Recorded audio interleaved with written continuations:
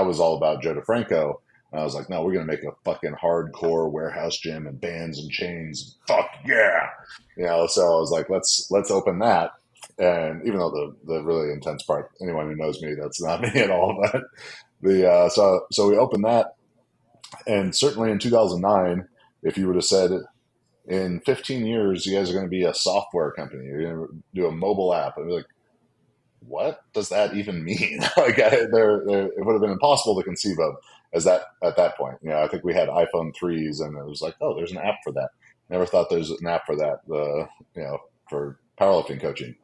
So it was all sport performance coaching, and then a year into that, I wrote the Juggernaut Method ebook, which at the time was like, oh my God, this guy's writing an ebook. This is cutting edge. It was like 531 and Juggernaut Method. Those were like the ones that were out there. So, starting strength stuff as well, but we were very early in that, and then I just started writing more and writing more and writing more.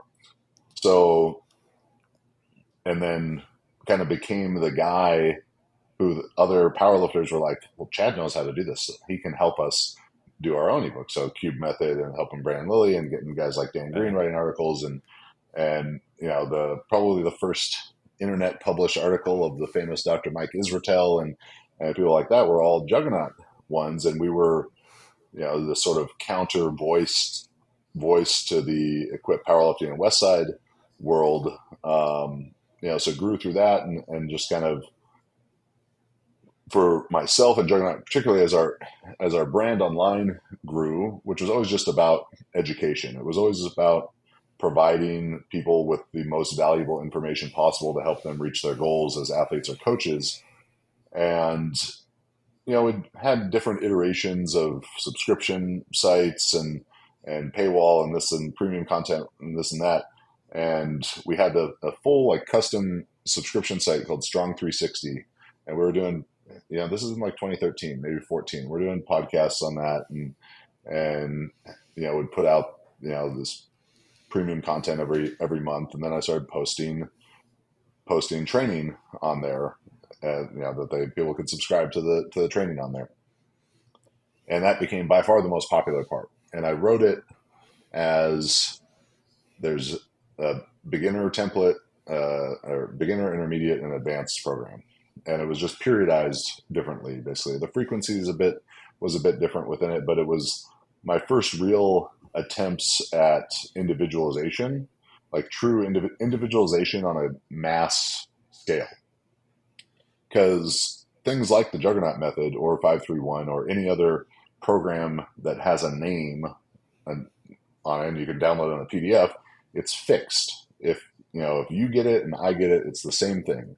And that might not be too far off, but when someone who's been lifting for 6 months gets it, it's the same thing for them. And when a 120-pound, 22-year-old girl gets it, it's the same for her. Or a 65-year-old guy gets it, it's the same for him. And that's not how it should be. So as I started posting this Strong 360 programming and making some attempts of all right, we're going to make this a affordable monthly subscription, bring the masses, so at least we can go beginner, intermediate, advanced.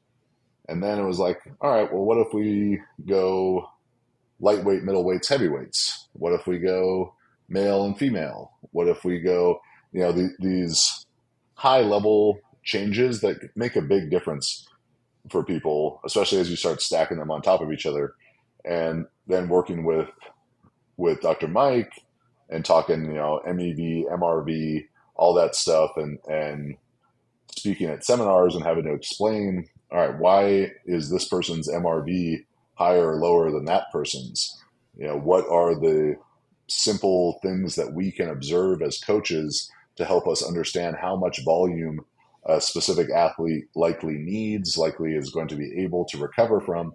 Because I would get up there and talk kind of MRV theory. This makes it go up, this makes it go down, and talk for 2 hours, whatever, about program design at these seminars I'd do all over. And then at the end, they're like, but what's my number? Tell me my MRV.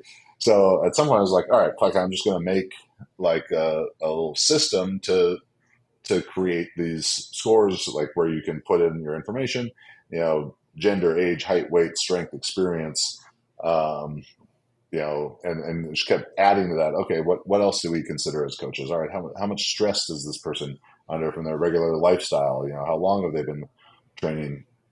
Some just, what have they responded to best in the past?